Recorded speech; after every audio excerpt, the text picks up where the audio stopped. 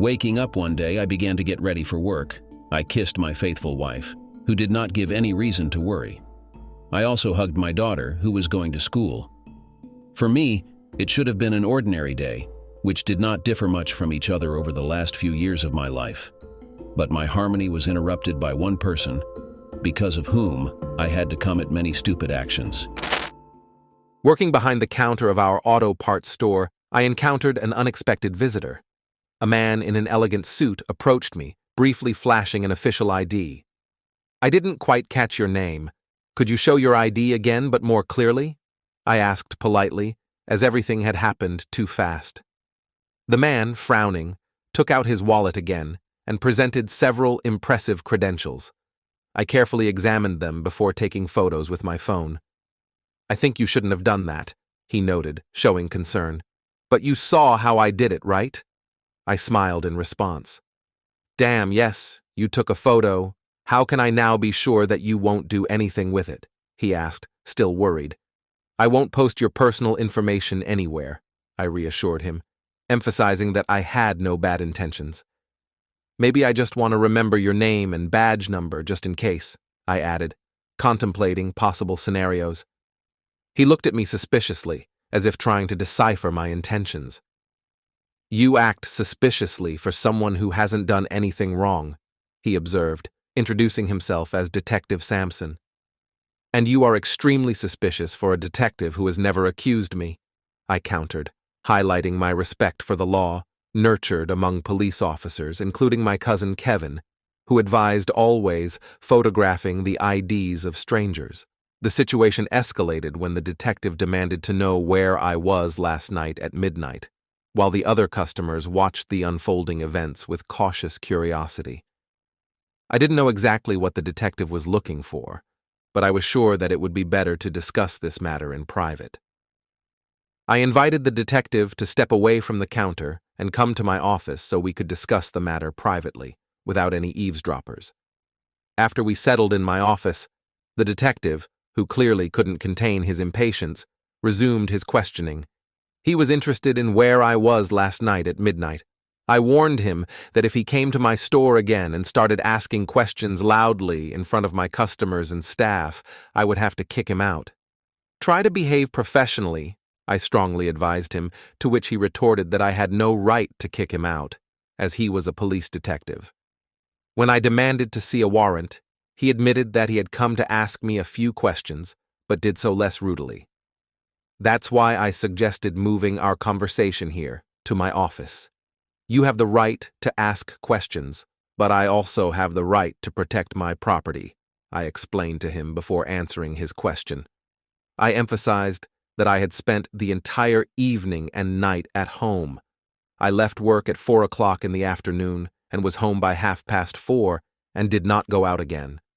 My daughter and wife were with me all night, so they can confirm my alibi, I assured Detective Sampson. He asked if anyone else could confirm my presence at home, to which I replied affirmatively. When Sampson mentioned that my wife said I had been sleeping on the couch, he suggested that I could have left for a few hours and returned without being noticed. "You spoke to my wife?" I was surprised. He continued to question me about Barry Lasser, whom I stated I had never heard of and probably never met. The detective persisted, inquiring whether I knew where he lived, and mentioned him in the past tense, which led me to suspect that something had happened to him. "If I didn't know the man, how could I know where he lived?" I responded. Sampson continued to ask about possible connections between my wife and Lasser, questioning whether I had seen any messages from him. I noted that he skillfully phrased the same question differently, but made it clear that I had never heard his name and, accordingly, had not seen any messages. "I sense something is wrong here, but why are you asking me about this person?" I concluded, expressing my confusion and suspicion. Last night something irreversible happened. His life was ended in a merciless fight. At that moment, Detective Sampson stood before me, his gaze piercing. "You hold a special place in our investigation. Maybe it's time to reconsider your version of events," he asked, as if playing a psychological game. Trying to maintain my composure, I replied, Why would I kill a man I wasn't even acquainted with?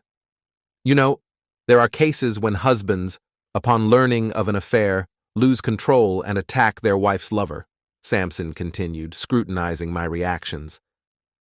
Are you saying that Sandra, with that guy? I managed to say, demanding explanations. The detective's response was cold. Your wife claims their affair has been going on for 2 months. How long have you known about this? He asked. About a minute ago, I blurted out, barely containing a surge of anger. This conversation is over. I need to talk to Sandra, I said, standing up. However, Samson was adamant. The court has issued a restraining order. You can't come within 100 yards of her. My head was spinning with the news. Not just the affair, but also Sandra and our daughter's fear of me, as if I could become a murderer. Does Sandra really think that? I asked, feeling my heart sink in despair.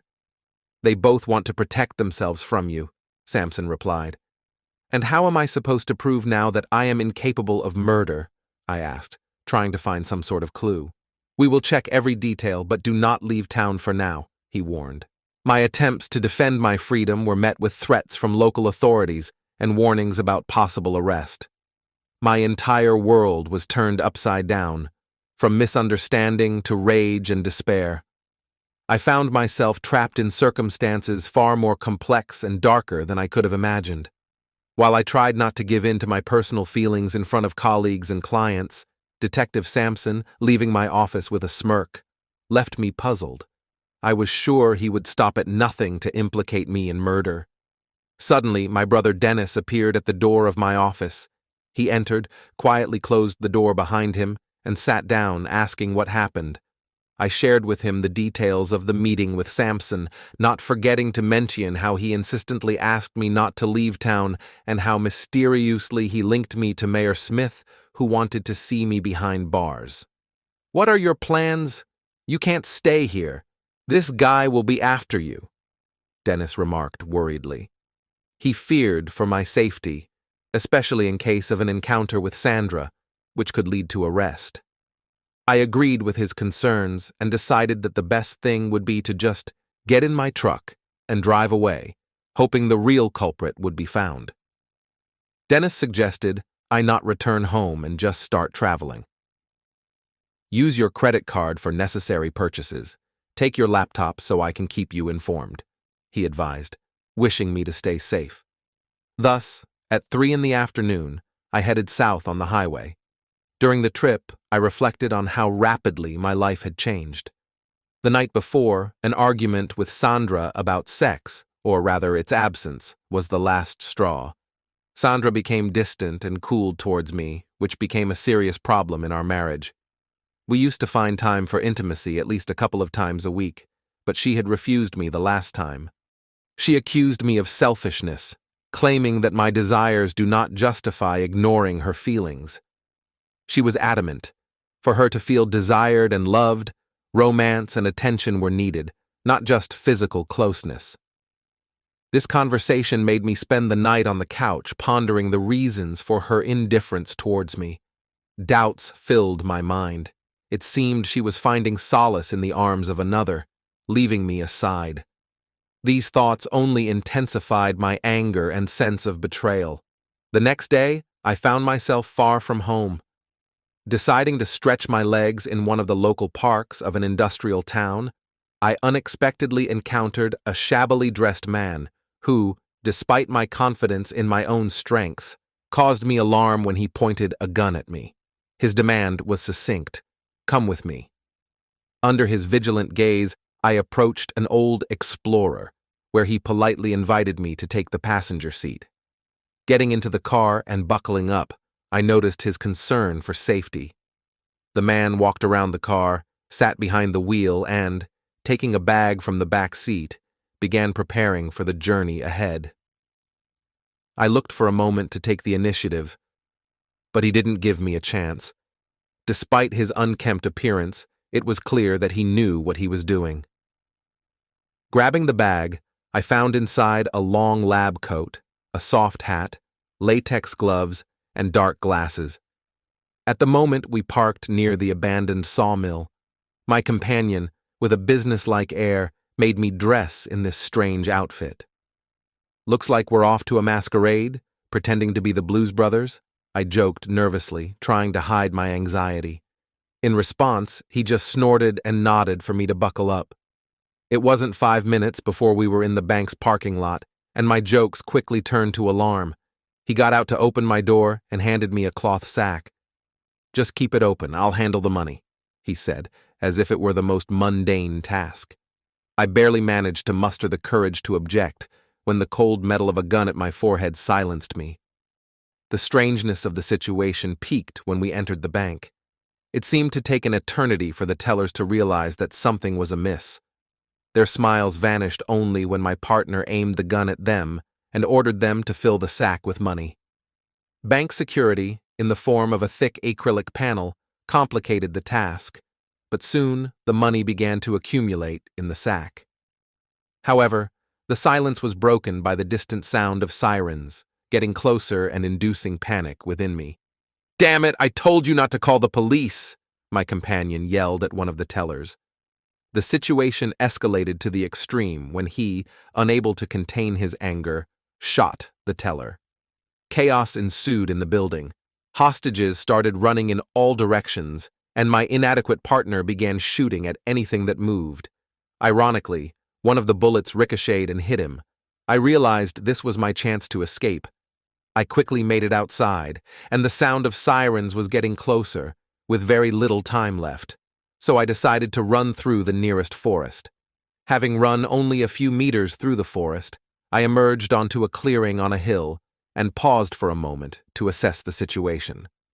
Looking around for possible pursuers, I remembered the running training I had devoted time to a few years ago, aiming to lose weight.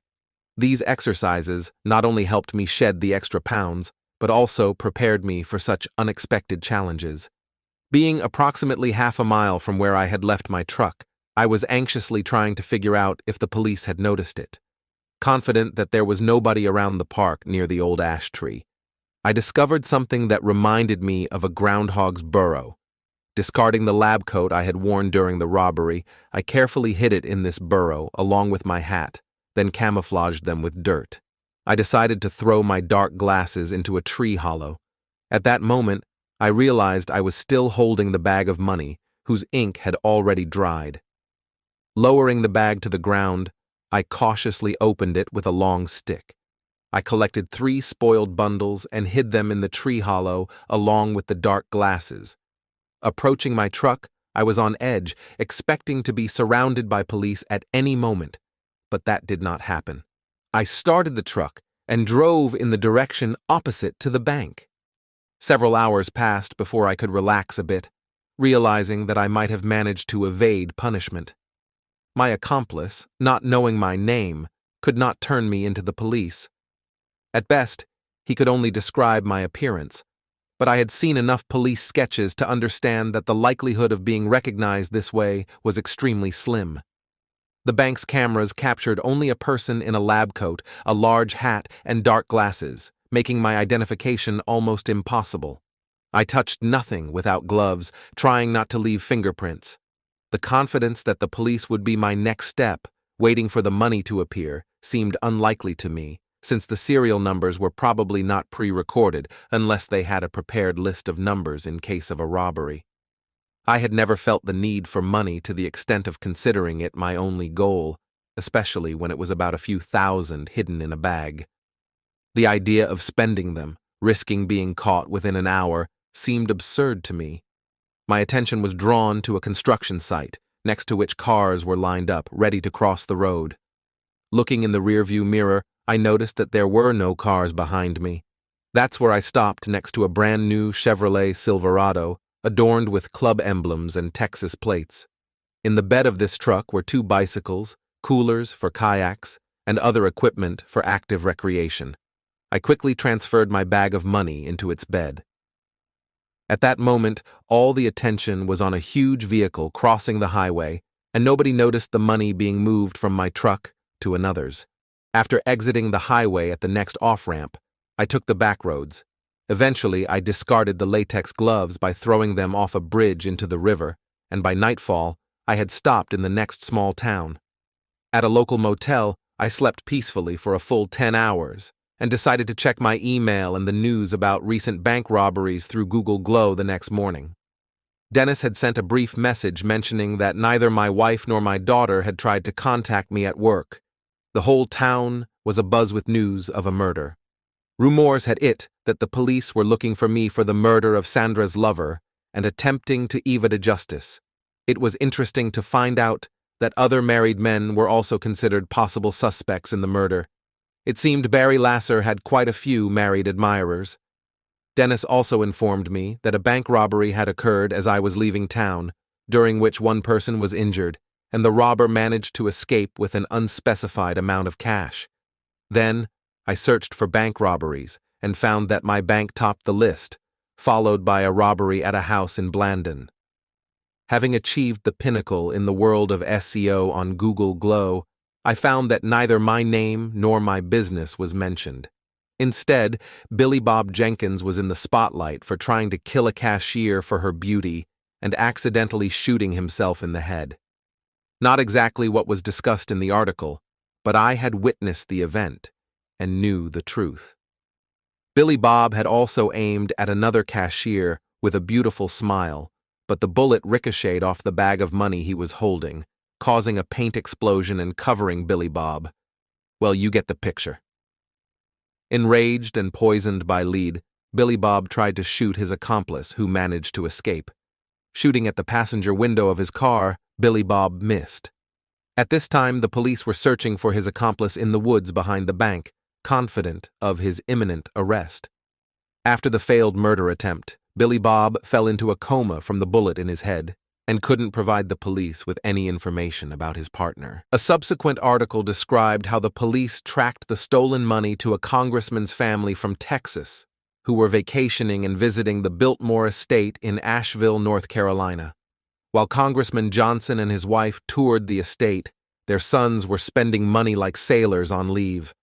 Congressman Johnson denied any knowledge of the money's origin, but after questioning, his sons confessed to finding it in a suitcase with more than $7,000, slightly stained with paint. The police are still trying to figure out who in the family could have been involved in the robbery. This situation not only gave me a chance to clear my name, but also inadvertently entangled a high-ranking politician in scandal, turning into incredible luck for me. Finding myself in the hills of South Carolina, I deliberately sought refuge from all my troubles, aiming to avoid any attention. The situation was so tense that I almost expected to be immediately arrested for a crime that seemed unbelievable, the murder of my wife's lover, even though I was already on the verge of being jailed for another matter. Traveling through this region, I discovered many unique places and attractions that could hold my interest for a few days. One day, as I was driving down a dirt road, my eyes caught sight of an old pickup truck abandoned on the side of the road. There were 2 passengers standing by it, looking at the open hood with visible perplexity. Deciding to help, I pulled up closer and offered my assistance. They were so alike that it became immediately clear. I was facing sisters, both around 30 years of age. After introducing myself, I learned that one of them was Libby and the other was Abby. Their pickup had suddenly broken down and refused to start. Upon inspecting under the hood, I noticed that the issue was with a severely rusted battery terminal. During the cleaning process, the cable broke. Immediately offering my help, I assured them that I had the necessary tools and spare parts in my truck, as I had done similar repairs before. Libby, watching my actions with interest, was charmed by my skill. After about half an hour of effort, I managed to replace the cable and clean the terminals, after which the pickup started without any trouble. The sisters' joy was boundless. As a token of gratitude, Libby offered me a cup of homemade, unsweetened tea from a thermos. Abby, with a playful smile, suggested something more personal as thanks, emphasizing their appreciation for the help provided. Finding myself in the company of 2 charming ladies, I never thought that my next 20 years would be associated with anyone other than Sandra. Yet, the offer made to me required more refined seductions than just the opportunity to share a bed with 2 sisters. Thank you, but I'll stick with the tea, I remarked, taking a sip of the drink with an unusual taste. When I returned the cup to Abby, I noticed their expectant looks. My awakening was slow and vague. Lying on a soft, bed-like object, I initially thought I was at sea, until I realized it was Abby, unclothed, rolling on top of me, her chest vibrating back and forth, causing me pleasant sensations. Is this a dream? I thought, trying to touch her, only to find my hands were handcuffed. What's happening? I barely managed to say after several unsuccessful attempts to speak, feeling my throat parched. I'm just returning the favor for your kindness, Abby said with a smile. My mind finally began to clear, and I started to ponder how I ended up in such a situation. It seemed my alter ego had awakened before me and experienced incredible pleasure. Sex with my wife was always good, but this was something else. Impressive, Abby praised, sliding off me and lying down beside me. I bet I'm already pregnant, she concluded with a light smile. It took me a few minutes to come to my senses and realize that I was lying tied up in their bed. These two crazy sisters tied me up and drugged me with a substance I didn't understand, so that eventually they could both get pregnant from me. When I came to my senses, more or less, and saw how the second sister began to massage my little friend, I began to resist. What the hell am I tied up with, and what did you get me drunk on? I asked, and they gave me a straight answer, so that we could get pregnant. They were older girls and they already needed to think about children, but they did not want to build a serious relationship, so they noticed that I would be an excellent donor for their pregnancy. I almost threw up at the thought, but they said that all they needed from me was pregnancy and nothing more. They were not going to haunt me for the rest of my life. I said that I was ready to fulfill their damn conditions, but only if I was not bound and would be conscious. As a result, they released me, fed me, and gave me a Viagra pill, which made my next 3 days go by in a blur. I was already feeling physically and mentally ill. The time was mostly spent in bed, where I took care of my sisters, then rested to recover in the evening. On the third day, the three of us realized that it was enough for the night, and just slept together on a large bed without unnecessary intrigue. We had a great time, Abby said, hugging me goodbye, and asked me never to try to establish a relationship with children, assuming that I might want to prove paternity. I nodded, agreeing with her, taking her words not as a threat, but as a request. Don't worry, you won't see me again, I said, promising not to call or write, and left, keeping the memories of two incredible sisters. Libby hugged me warmly, thanking me for the joy we had experienced together. Thank you for everything, she said, assuring me that they would make wonderful mothers. I confidently replied that I was not worried about the children, climbing into my truck and leaving forever. On the way, I stopped at a cafe with Wi-Fi to access the internet for the first time in a week, and came across unexpected news. The FBI has launched an investigation against Congressman Johnson for his financial fraud related to Mexican drug couriers using his land to cross the border. The articles claimed that he was going to turn in his business partners, many of whom had considerable influence. At the same time, Billy Bob Jenkins was declared a serial bank robber, involved in robberies across 5 states and a murder during one of the heists. These revelations were an absolute surprise to me, as I had never anticipated that my trip would end with such shocking discoveries. Checking my email, I noticed that over the last 2 days my family, my wife, daughter, and brother, had been trying to reach me. I immediately called my brother Dennis to discuss the letter he had sent me. He started with news about the end of my vacation, and that they had finally caught the man responsible for Lasser's murder. Dennis said it was Detective Sampson who had arranged everything, so it seemed as though Tim Robbins or I could be responsible for the crime. Why was he trying to involve Tim Robbins? I asked, puzzled. Dennis replied that Tim was a good guy, and we play bowling together. He then added that Sampson had connections with the wives, including Lisa Robbins and my wife, making an awkward compliment, to which I just responded that I wasn't offended. Dennis continued, telling me that Sampson was arrested on the day I left town. That same day, there was a robbery at the National Bank, during which one of the clients was injured. The FBI analyzed surveillance camera footage to find the criminal. In one of the videos, Sampson is seen entering a building across the street from the bank and leaving 15 minutes later. Damn, what are the odds? I mused. It turned out the bank robber, caught later, had committed another robbery in the South, attempting to shoot a cashier. However, the bullet bounced off the protective screen and struck him instead. The robber died a few days later. Seems like a lot happened in my absence, I replied, recalling the last words of Billy Bob Harrah. Dennis wasn't finished. He informed me that Congressman Johnson from Texas was at the center of a political and legal scandal. He and Mayor Smith had been friends since college, and when Smith was planning to run for Congress, Johnson told the feds about their joint smuggling of banned substances. After talking to my brother, my head was spinning from all this news. I had never faced such unexpected consequences before. Deciding it was time to leave all this behind, I deleted the letters from my wife and daughter, deciding it was time to return home and start a new chapter in my life. 2 days later, when I crossed the threshold of our home, Sandra was busy cooking dinner. She looked at me, and her eyes filled with tears.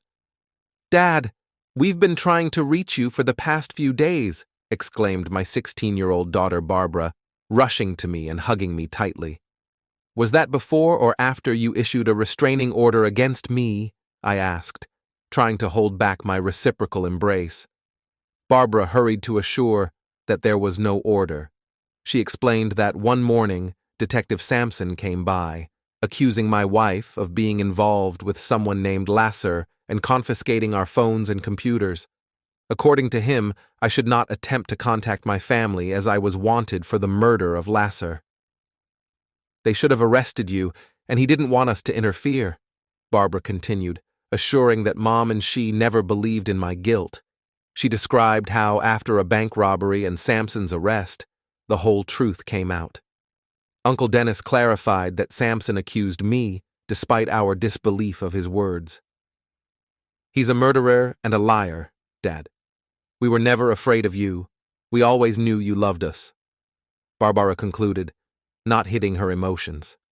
When I brought up the question of my wife's connection with Lasser, Barbara struggled to hold back tears, pleading with me to listen to Mom. "She loves you more than anything in the world. Don't let this destroy the most precious thing we have," she insisted. Sandra, having finished preparing dinner, suggested we talk in private. Following her to the bedroom, she looked at me through tears. "Bill, I slept with Barry Lasser. Please forgive me," she confessed. "You think just an apology can fix everything?